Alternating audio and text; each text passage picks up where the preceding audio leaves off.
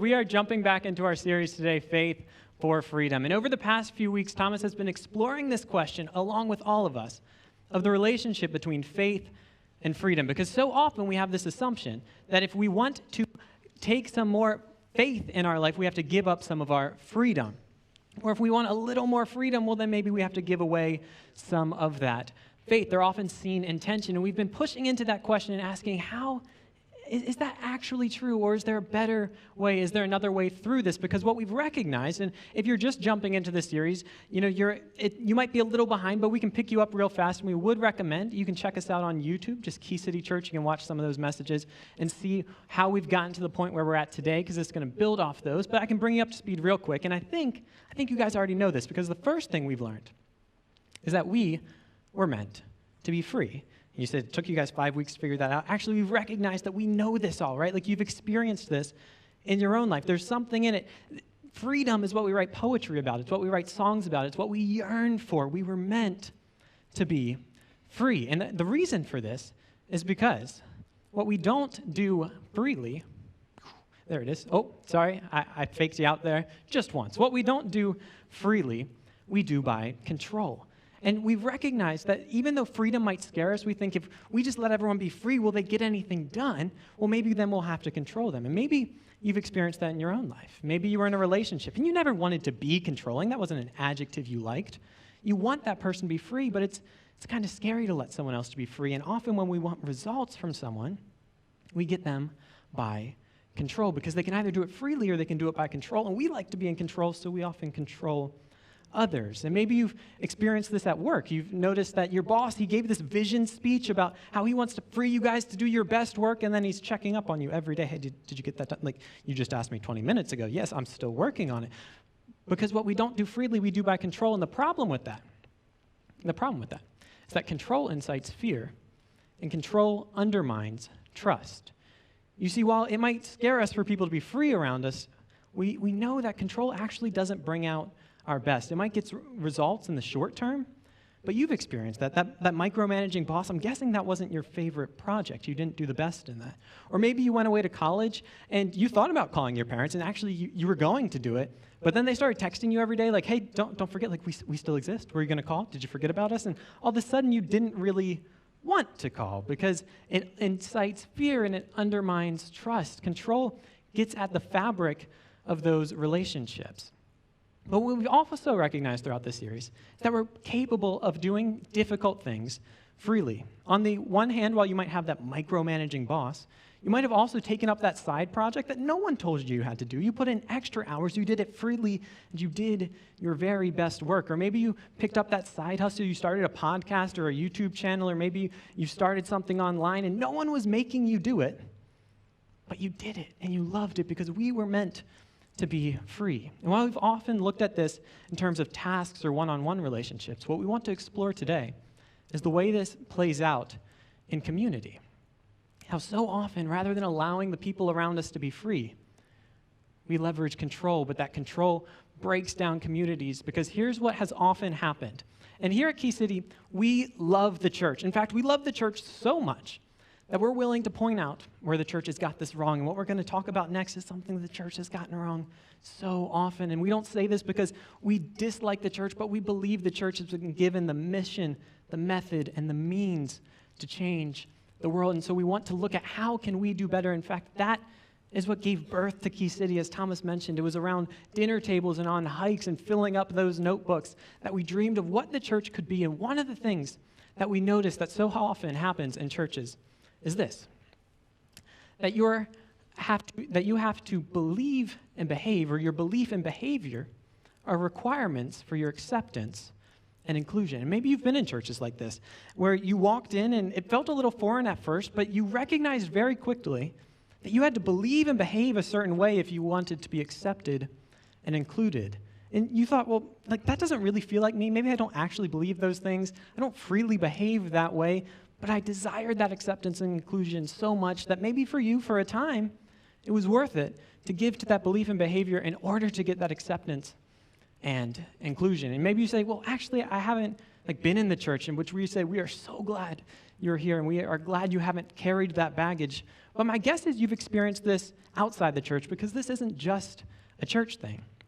Maybe you went away to college, you joined that fraternity, and you realized very quickly that you had to adopt a new vocabulary. You changed your wardrobe, you began, and even if you didn't use these words, your beliefs had to change a bit, and your behavior had to change a bit. You walked different, you talked different, you hung with different people, all in the name of being accepted and included. Or maybe it was at that workplace where you started getting around them and you realized that to be one of the boys, you had to act a certain way. You had to carry yourself a certain way.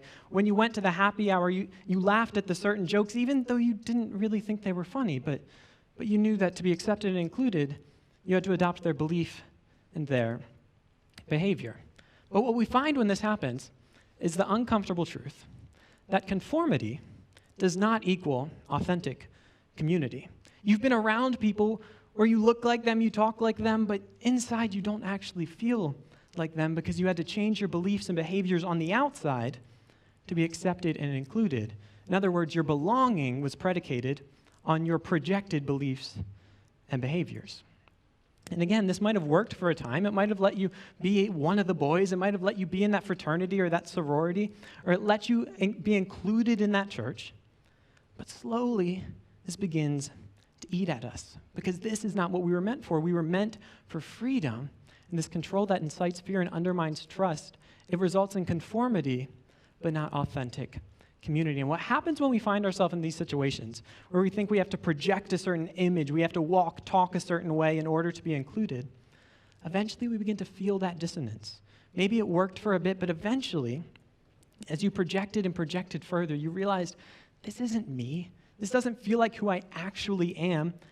And my bet is that it got tiring, and you realized why actors get paid, and you thought, this is a bit too much, but at this point, you were in too deep. You'd projected, you'd worn that mask, you'd put up that facade for long enough that that's who they thought you were, and you knew that your acceptance and inclusion would go away if your beliefs and your behaviors changed. And so what we do in those situations is we withdraw. And so for the first week, instead of going out with the guys, well, maybe this week I'll just stay home and I'll watch a little Netflix. I'm just not feeling it because it's too much. Maybe you find yourself canceling those social obligations because you realize, I just don't have the energy to be who they think I am anymore. I can't keep up in this game of belief and behavior for my acceptance and inclusion. So what's easier than doing that is I'll just step back. And you say, what, maybe I don't actually need people. I'm an introvert after all. I'd ask you to raise your hand if you're an introvert, but I wouldn't believe you because you wouldn't be an introvert if you raised your hand. And so slowly we begin to isolate, and it might feel fine at first. You say, actually, I kind of like Netflix better than my friends. They're kind of boring, and Netflix is kind of fun. But eventually that eats at us. And you might say, this doesn't feel like me, but I think over the past year we've all experienced this a bit, haven't we? We had a problem already with this idea of isolation, and then we had gasoline poured on that fire with COVID and social and physical and emotional distancing.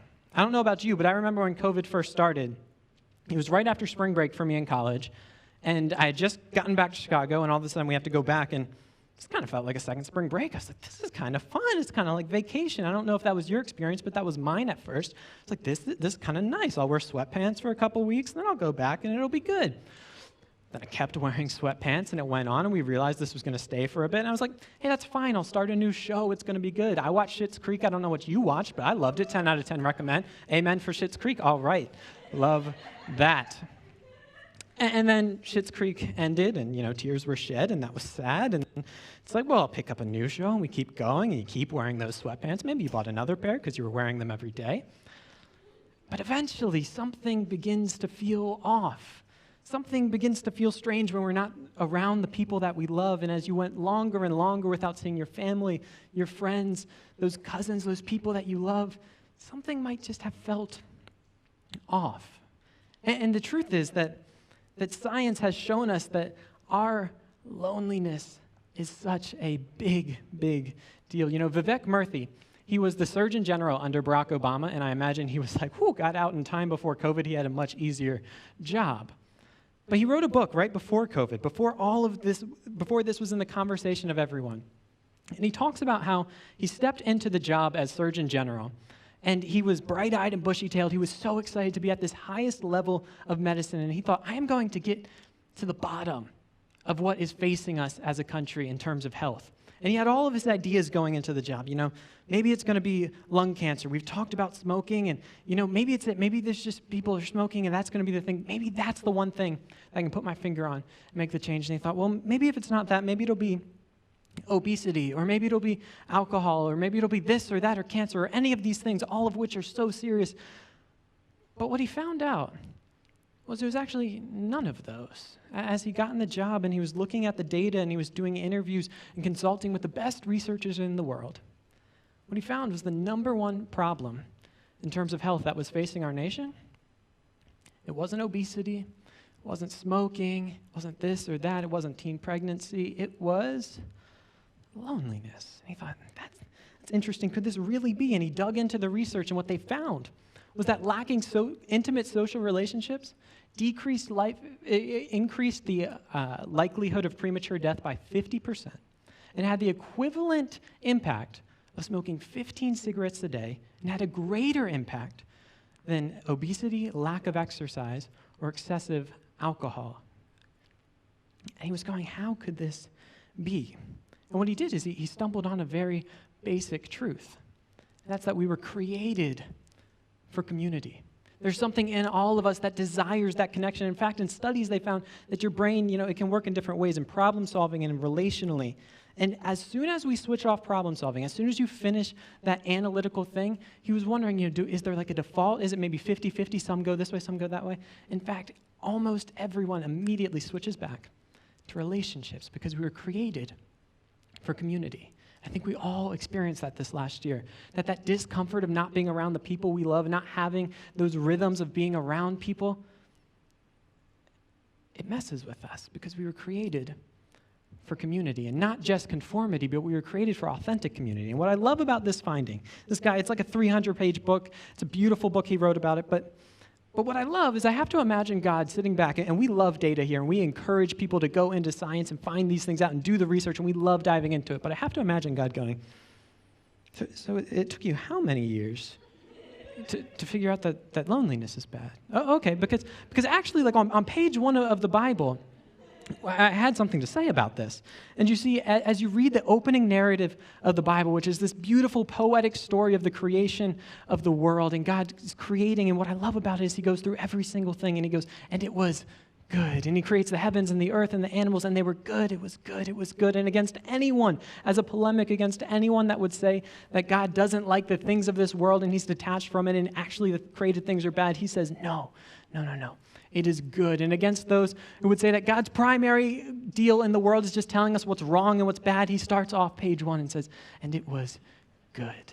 And it was good. And he gets to man and he lifts the praise and he says, and it was very good. But then in chapter 2, we come across this.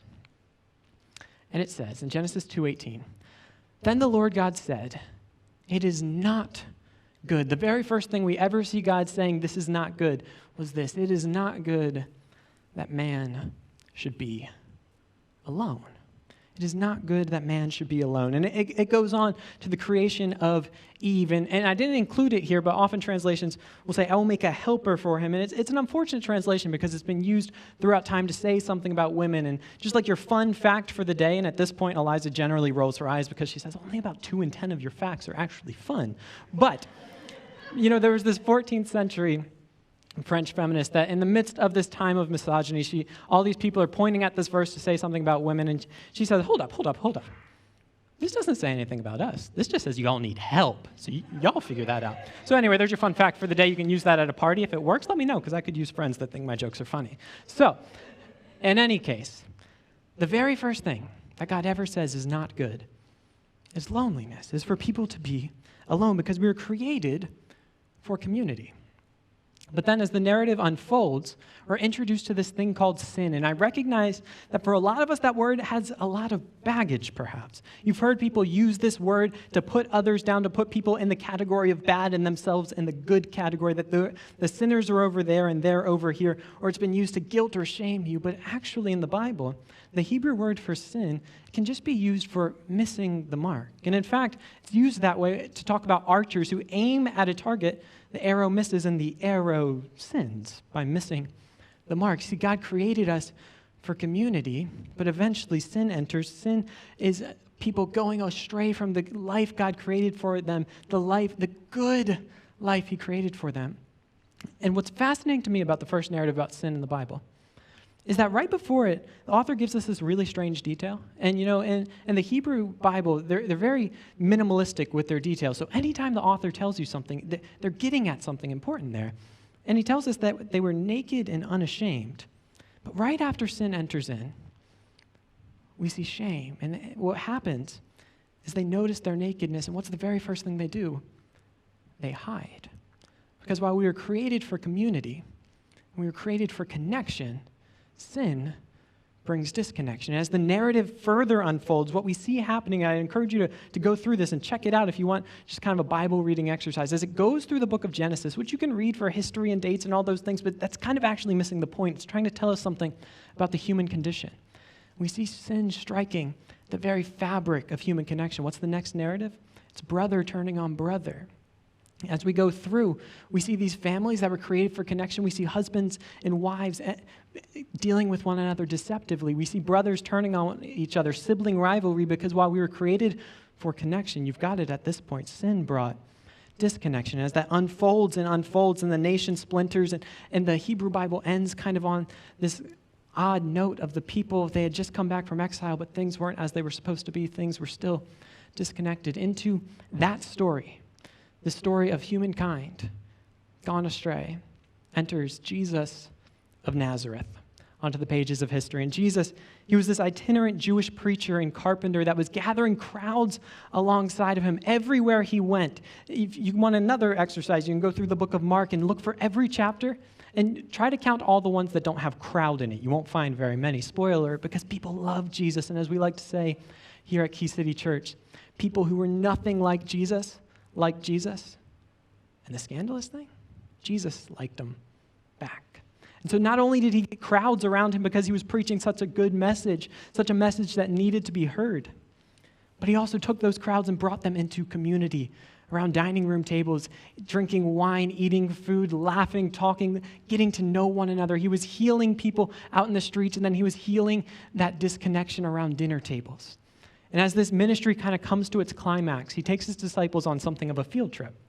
You see, he had these 12 guys who were his main followers, and then people around them as well, but he had this inner group of 12, these good Jewish boys who were a ragtag group coming from all angles of society. And they had stuck kind of in the Jerusalem and Galilee area, and they go way up on this random field trip, seemingly, to this pagan city of Caesarea Philippi. And in that alone, his disciples were probably a bit uncomfortable, but they were getting used to it at this point because Jesus had them doing all types of uncomfortable things. And he comes there to have this climactic moment and a bit of an object lesson with them. Because you see, in Caesarea Philippi, not only was it known as a pagan city, but there was this cave there with a river that flowed to it that was known as the gates to the underworld, or the gates of hell.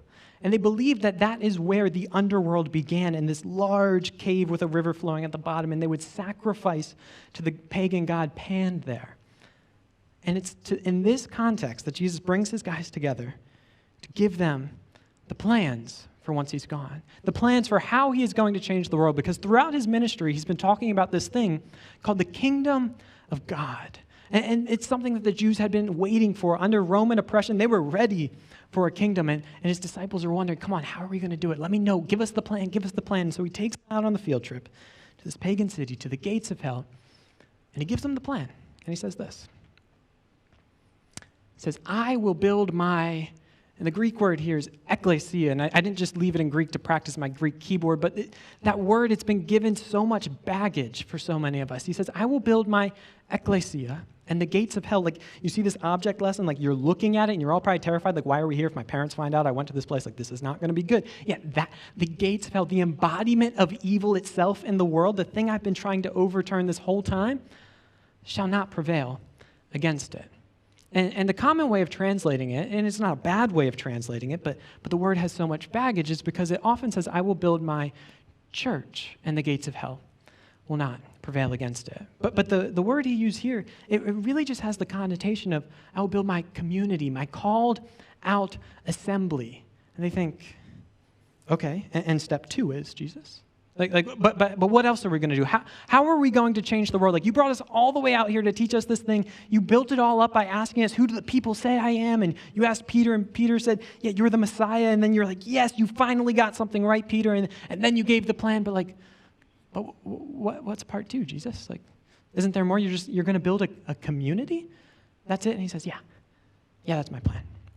And so his ministry went on, and he goes to the cross. He predicts and pulls off his own death and resurrection. And afterwards, we see this, that all of this has happened. Jesus has ascended, and now the community is trying to carry out what Jesus taught them to do. And well, because this is what he told them to do, this is what we find them doing. In the book of Acts, right after all this happens, we see that they, being the apostles, and the church at large, they devoted themselves to the apostles' teaching, which we talked about 2 weeks ago as Thomas talked about our strategic pillars here as a church, that Christ-centered worldview. Yeah, they committed themselves to that, the apostles' teaching, the Christ-centered worldview, and the fellowship, which is another one of our pillars here at Key City Church, authentic community, and to the breaking of bread and the prayers, which is those holistic disciplines. And that's what they had, because that's what Jesus had given them. You said the community is going to change the world, and that's what we're going to go with, because what Jesus knew and what they were tapping into is this, that we become free in community. All throughout this series, we've been asking that question of how do we get free? Because we know we're meant to be free, and that control incites fear and undermines trust and doesn't bring about our best, so we need freedom, but how do we do it?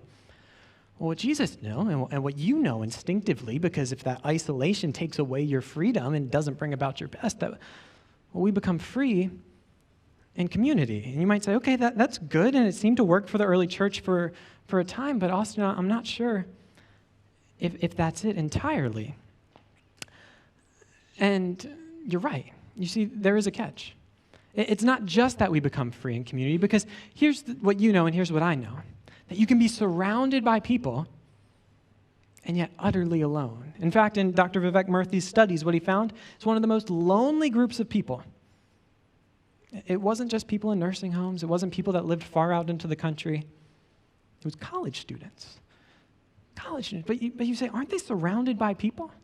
And they are. What we know is that you can be in community, but yet be utterly alone, because if we go back to that conformity doesn't equal authentic community. And when we enter into communities and we feel we have to be someone else, well, then it tears us down, in fact. Actually, we put up so much effort to be who they think we are that we end up isolating even in the midst of people. And I think the way that wears us down is so well illustrated in this story that I recently read, and it was called The Knight in Shining Armor. And you see, so many of us, we've been going through life for so long, putting up this image of who we want people to think we are, and it's tiring us, and we can't do it. And what it tells in that story, it's a beautiful little 70-page story of this knight. He's a crusader, and he's going around, and eventually he gets this beautiful shining armor. And he realizes that when people see him in that, people look at him different, and he likes it. He likes the way they see him when he has his shining armor. And so at first he just wears it at times when he's going on his crusades, and then he keeps it at arm's length because you never know when you're going to need it. And eventually he realizes, why don't I just keep it on all the time? I kind of like the way this makes me feel, and I like the way people look at me when I'm wearing this. But eventually it becomes a problem when his wife is like, hey, I can't even see you. I can't hug you. I can't touch you. Would you take your armor off? And he says, but I need it. This is me. And finally, she talks him into taking it off, and he realizes that he's stuck. You see, this image he'd been putting on for so long had become part of him, and even when he wanted out, he didn't know how. And I wonder how many of us relate to that. I was sitting in a message similar to this not too long ago, and the preacher asked everyone to close their eyes and remember a time that they were surrounded in a community where they could completely be themselves, and just how that felt. And while everyone was doing that, don't worry, I won't make you close your eyes because that makes me uncomfortable. But as they were doing that, I remember closing my eyes, and some of those memories came. But you know what actually came first? I was thinking of how many times I've been in a community, and I've shown people part of me. The part that I wanted them to see. I put on that shining armor because I kind of liked the way they related to me when I showed them that picture of me. And I even thought about the times when I'd realized that maybe even vulnerability is a certain armor I could put on, because I could show you, I can be a little vulnerable, enough to make you not ask more questions. And I wonder how many of you could relate to that. or could relate to being that knight in shining armor that had gotten so used to being in that armor that you didn't have to take it off, that it seemed to become part of you. And despite wanting to take it off, this knight couldn't, and so he goes on this journey to the magician Merlin. And Merlin is there to take him down the way of truth so that he can get out of his armor, and he wants it to happen fast, but it's not happening. And back home, his son asks his mom, what does Dad look like? Because I don't even remember what he looks like without his armor on. I've never actually seen my own father. And I wonder how many people around us are wondering, what are they actually like? Because I've seen this person they put on, but something tells me that's not really them. And so the first breaking point was he writes to his son, hey, son, do you want me to come back? Because you know me. And Merlin tells him, well, ask him what he knows about you. And the letter comes back blank. Because the son doesn't know his dad. He just knows this picture of a knight in shining armor. He'd kept everyone at arm's length. And so he goes down this path through these metaphorical castles and goes through the castle of silence, first hearing his own thoughts and realizing that for so long he's only thought of what are people thinking of me. And then he goes through the castle of self-knowledge and he learns about himself and realizes more truths like, hey, this is actually what I want. And I never even liked being a knight, but I just liked the way it made me feel when people looked at me. He goes further through self-doubt and finally to the summit of truth. And what he finally has to do is detach from what the people think of him, and he has to know that he's accepted with the armor off. And the tears rust the armor off, and finally he's free because what we find is this, that only when I let you see me and know me can I be truly free. You see, community as community isn't going to do it, but it's only true community. That's why our strategic pillar isn't just community, but authentic community. We don't mean that just as unplanned, spontaneous community, but we mean community where you're seen and where you are known. Only when I allow you to see and know me can I be truly free. And that looks great as a slide. It even kind of rhymes as we do here at Key City. But I know what you might be thinking, that Austin, yeah, that sounds great, but that's hard. And that's scary. And I kind of like the armor, because even if it lets me not touch others, it keeps them from hurting me. And Austin, maybe I tried this once, but it didn't go so well. I let down my armor and I took a knife to me, and I can't do that. Again, it might be great and all to be free like that, but how on earth could we do that? And I love that in the scriptures we see Jesus taking the first step, always showing us the way, and it's beautiful on so many occasions. Jesus, this great leader of so many, this person drawing crowds of thousands and thousands, everyone expecting him to overthrow Rome, to be this great leader of the kingdom, their long-awaited king. What does he do? He lets people see and know him. The night before he's crucified, he takes his disciples. He says, guys, he takes the inner three. He says, I need you. I need you right now. I need to go pray, and I don't want to be alone. So the disciples go with them, and they fall asleep because they're not great friends. But Jesus, he's there crying, weeping, sweat like blood dropping down from him. And he says, I need people around me right now because I know that we're only at our best when we're surrounded by those around us. And he says, please, I'll let you see me at my lowest. I know you hold me in a pedestal, but watch me cry. They had seen him weep at the tomb of a friend because Jesus showed them that only when we let people see and know us can we be truly free. And so he brings people in. And then after he's crucified, I find this amazing about Jesus. He had hung on that cross, but all throughout his ministry, he'd been healing people. He'd healed lepers, made their skin clean. And he comes off that cross, and he's risen from the dead, and he could have made his body any way. It's Jesus, after all. But he appears to his disciples, and one of them wasn't there. And so he comes back, and this guy, Thomas, unfortunately, has been known as Doubting Thomas, a little unfair to him. But he doubted, and so he says, unless I see the holes in his hands and the hole in his side, will I believe? And Jesus came off that cross, and you know what he kept? He kept his scars. He said, hey, do you want to see it? This is where the nail pierced me. This is where the spear pierced my side. He could have got rid of them, but he let people in to truly see him, to let them truly see and know him, because he knew that that's what his disciples had to do. He knew that they needed to know that they could allow people to truly see them. You say, but that might be great, but that's Jesus. How can I do it? Well, what frees us to do that? And honestly, I can tell you, there's a lot of ways you can try to be free, but until you get this, it's always going to be more tempting. It's always going to feel safer to grab that armor. Because as long as our acceptance is predicated upon you giving me acceptance and conclusion, as long as I need to know that you think I'm okay for me to be okay, I'm going to keep that armor on because really it's just not worth the risk. But what we find all throughout is this, that God's radical acceptance of us allows us to create authentic community where I can know you and you can know me. As long as I'm looking for you to say, am I okay? Well, I'm going to have to put up my best face because if you don't think I'm okay, then I'm not going to think I'm okay, and that's just too big of a risk to take.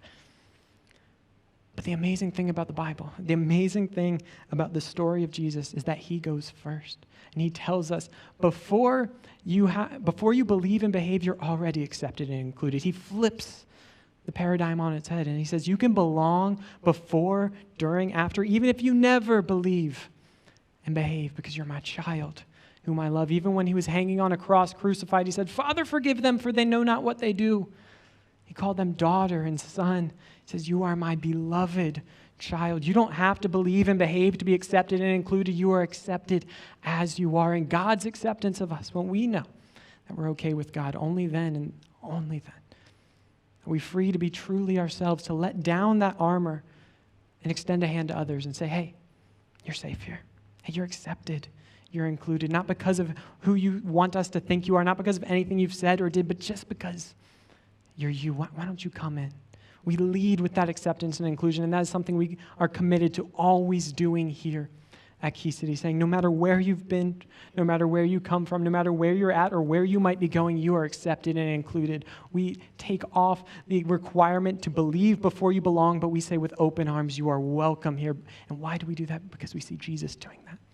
See Jesus going to those crowds, bringing them around dinner tables and saying, you are welcome here.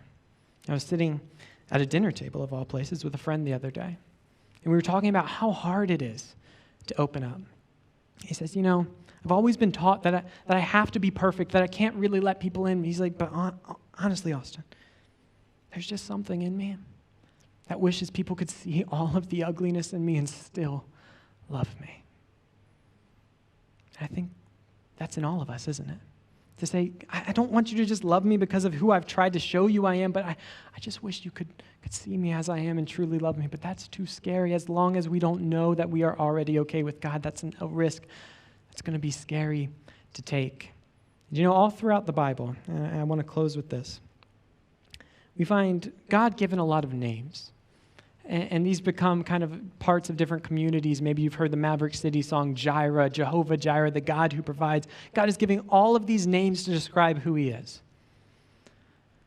But there's one that comes first.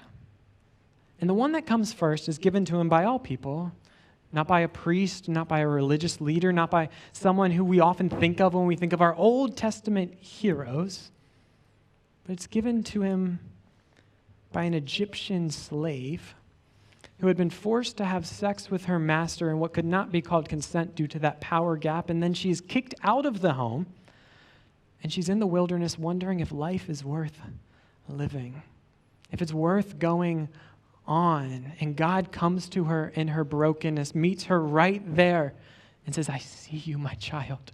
I see you, and I love you. And this is how she responds. We find it in Genesis chapter 16. So she called the name of the Lord who spoke to her. You are the God who sees.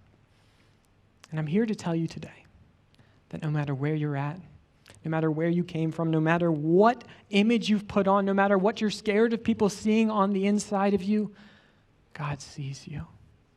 God knows you. God loves you as you are. God sees you. He is the one who hung from that cross and looked at the crowd who had crucified them and said, Father, forgive them. He's the one who went through crowds and would find people in a tree trying to hide from him and say, hey, Zacchaeus, I want to party at your house tonight. He is the one who sees us in the midst of our brokenness. He's the one who saw the Egyptian slave in the wilderness and said, I see you, my child. He knows us. God is the God that calls out to us and says, I know you by name. In the Psalms, it tells us that he counts the hairs on our head, that he knows you.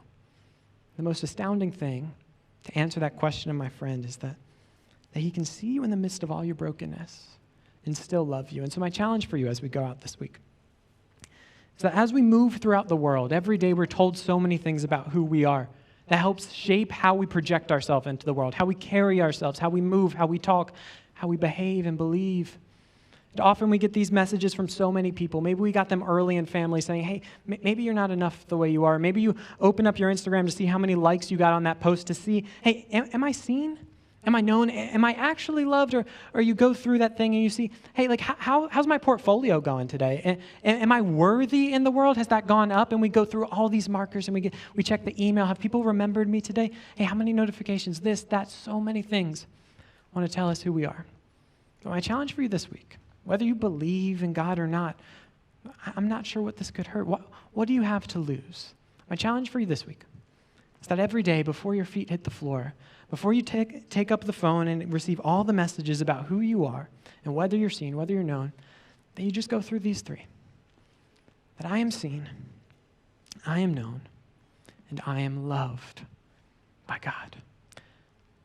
The same God who saw the people on the margins, the same God that went to people in their brokenness and said, hey, I see you, I call you my child, I know you, and I love you. That you don't have to believe and behave to be accepted and included, but I open my arms to you. That he loves you too. Every day, what could be? I dare you to try it. What could happen if we started our day just repeating these things to ourselves? I am seen by God, the God who sees. I am known by God, the God who knows my very name. And I am loved by God, the God who hung on a cross to show us exactly who he is and exactly how much he loves us, that he would go to the ends of the earth to chase down you, to tell you, my child, welcome home.